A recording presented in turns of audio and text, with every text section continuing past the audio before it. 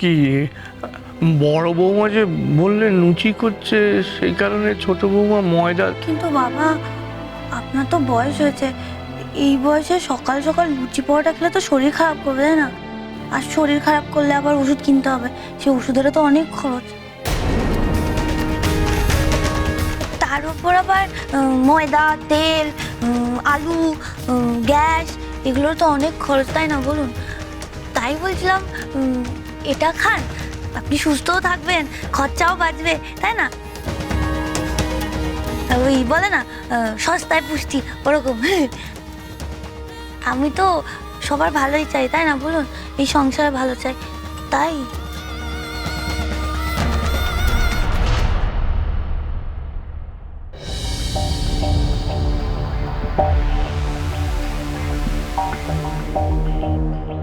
দাঁড়াও বসে বসে,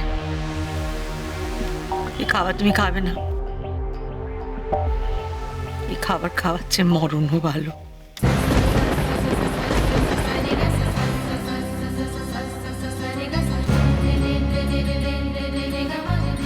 সুন্দরী, আয় সুন্দরী, কোথায় তুই? হ্যাঁ বড় মা। এদিকে একবার আয় দেখি। হ্যাঁ গো। নাড়ারে যা, স্টোভটা নিয়ে আয়, কেরোসিন ভরা আছে নাকি দেখ, না থাকলে ভরে নিয়ে আয়, যা। কিন্তু মা, আমি তো ভুল কিছু বলিনি মা, আমি তো যা বললাম ভালোর জন্যই বললাম, রাগ দেখে এইসব। একদম চুপ, একদম চুপ মেজবো মা। তুমি অনেকক্ষণ ধরে যা বলার বলে ফেলেছ, যা করার সব করেছো। তোমার সমস্ত অসভ্যতম করা হয়ে গেছে, এবার থেকে আমি যা বলবো তাই হবে, বুঝেছো?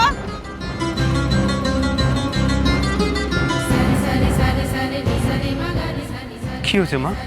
সকালবেলা তো রাগারাগি কিসের? বাবা তুই নেমেছিস? হ্যাঁ, কাজ কর দেখি, তুই এই বালা জোড়া না তুই বেচে যা টাকা হয় তাড়াতাড়ি নিয়ে আয় দেখি। জানিস তোর বাপের খিদে পেলে সইতে পারে না, মনটা খুব কষ্ট হয়। যা বাপ। মা এসব তুমি কি বলছো? তুমি এই গয়নাগুলো বেচবে কেন মা?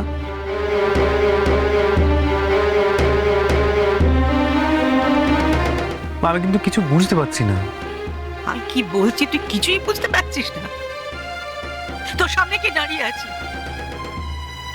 কে রে? তোর মা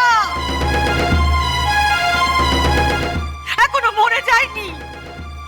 আমি সব করতে পারি এই সংসারের জন্য। একটা সময় এমনও ছিল যখন এই সংসারের জোগাড় কোত্থেকে আসবে তোর বাপের সঙ্গে আমি তাও দেখেছি, তোদেরকে বড় করেছি, সব করেছি।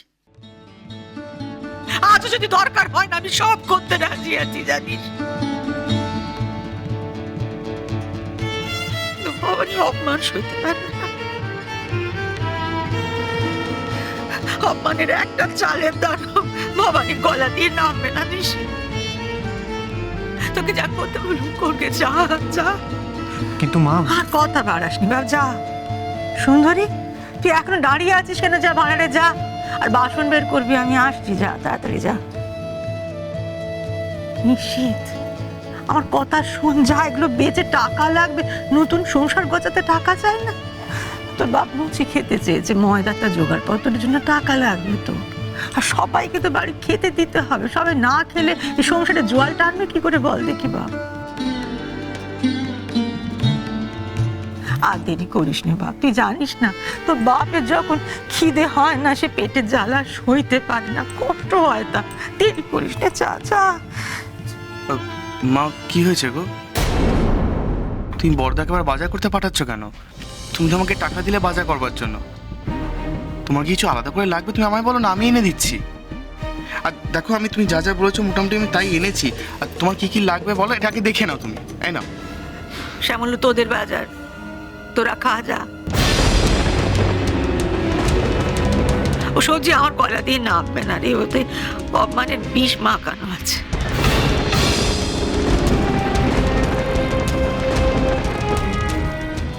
তুমি তো বললে সাপও না মরে লাঠিও না ভাঙে, এমন কিছু করতে, করলাম তো দেখো। এখন দেখো মা কি সুন্দর নিজেই আমাদের আলাদা করে দিচ্ছে। এখন তখন থেকে আমরা ফিরি, একেবারে মুক্ত। কি আনন্দ! শ্যামল, তোর বউ আর তিষ্ঠতে দিল না, বুঝলি? এক ছাদের তলে বাধ্য তাই আছি, কিন্তু কি করি বল দেখিনি। দিদি ভাই আছে যে, সে তো আমাদের বংশের মেয়ে, আমাদের রক্তই তো তার শরীরেও বইছে। তাকে কি করে এ বাড়ি থেকে আলাদা করে দিই বল দেখিনি। কিন্তু এক হাঁড়িতে খাওয়া আর পোষাচ্ছে না, জানি। যে মেয়ে মানুষ হচ্ছেদা করে আমার স্বামীর হাতে খাবার তুলে দেয়, আমার সন্তানদের বারবার আমার থেকে সরিয়ে দেওয়ার চেষ্টা করে, তার সাথে এক হাঁড়িতে খাওয়া না আর পোষাবে না। শ্যামল, তোরা আলাদা থাক।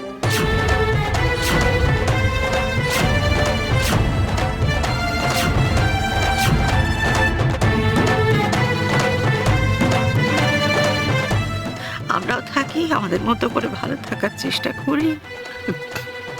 এসব কি বলছো মা? তুমি আমাদের আলাদা করে দিতে চাইছো কেন? কেন তোর বউ তোকে বলেনি সে নানা রকম প্যাচ বাজার করে এই সংসার থেকে আলাদা হয়ে যেতে চাইছে? ইনি বিনি আমাকে অনেক রকম করে বোঝাবার চেষ্টা করেছে। কথায় কথায় কথা শোনা যে আমরা সঙ্গে আছি বলে সংসার খরচা বেড়ে যাচ্ছে। সহ্যের তো একটা সীমা থাকে রে বাপ। আমি না সইতে পারছি না, তাই আমি ঠিক করলুম তোরা আলাদা হয়ে যা।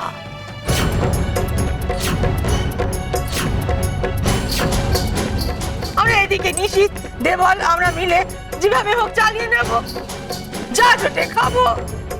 মা, আপনি কি ভালো, আমার মনের কথা একেবারে বুঝে গেছেন। বাহ, এটা কেমন হলো মা? কি বলছো তুমি? আমি কি বলছি তুই বুঝতে পারছিস না? শোনো, আমি না একবারই বলে দিয়েছি যা বলার, বোঝার হলে বুঝবি, না চুপ করে থাকবি। মা, তুমি মেজ বৌদির মনের কথাটা বুঝে গেলে, অথচ আমার অবস্থাটা বুঝলে না।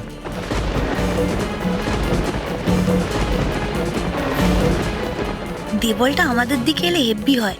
টাকার ভাগের বেশিরভাগটা দেবলের ঘাড়ে চাপিয়ে দেবো, আর ডাইনাকে দিয়ে রান্না করিয়ে নেবো।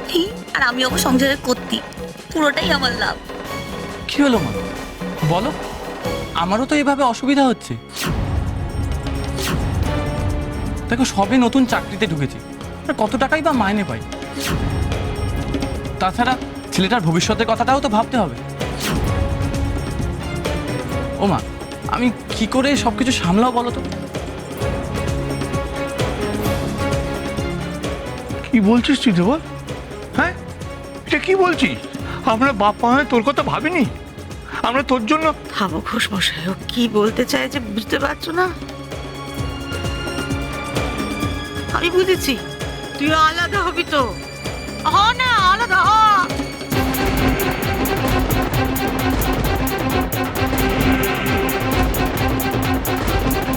শোন, যে কাছে থাকিস ভালো থাক, সুখে থাক, এছাড়া বাপ মার বেশি কিছু চায় না।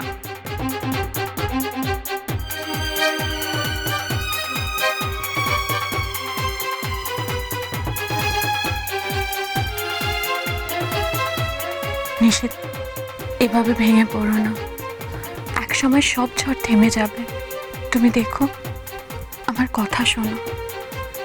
তুমি এই বাড়ির বড় ছেলে, তোমার উপর বাবা মায়ের অগাধ ভরসা, আর সেই ভরসার দাম তো তোমাকেই দিতে হবে, যে করে হোক। তাহলে দেওয়াল তুইও আলাদাই হ।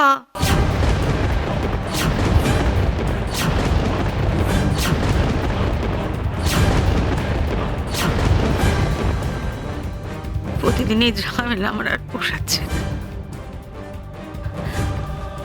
না মা, আমাদের আলাদা করে দেবেন না। আমি জানি এই সংসারটা আপনার কাছে কি। এই সংসারটা ভেঙে গেলে আপনার বুকটাও ভেঙে চুরমার হয়ে যাবে। মা, আমাদের আপনার থেকে আলাদা করে দেবেন না মা, আমি সেটা সহ্য করতে পারবো না। দেখেছো ছোট বৌমা, তুই পরের ঘরের মেয়ে, দুদিন হলো এ বাড়িতে এসছো, তুমি আমার ভেতরটা বুঝতে পারছো? আর আমার পেটের সন্তান, সে আমার বুকের জ্বালাটা বুঝতে পারছে না। আমি কি বলেছি নাকি আলাদা হয়ে যাব? আর আমার কাছে এত টাকা কোথায় আমি আমার বউ বাচ্চা নিয়ে পুরো আলাদা হয়ে যাব?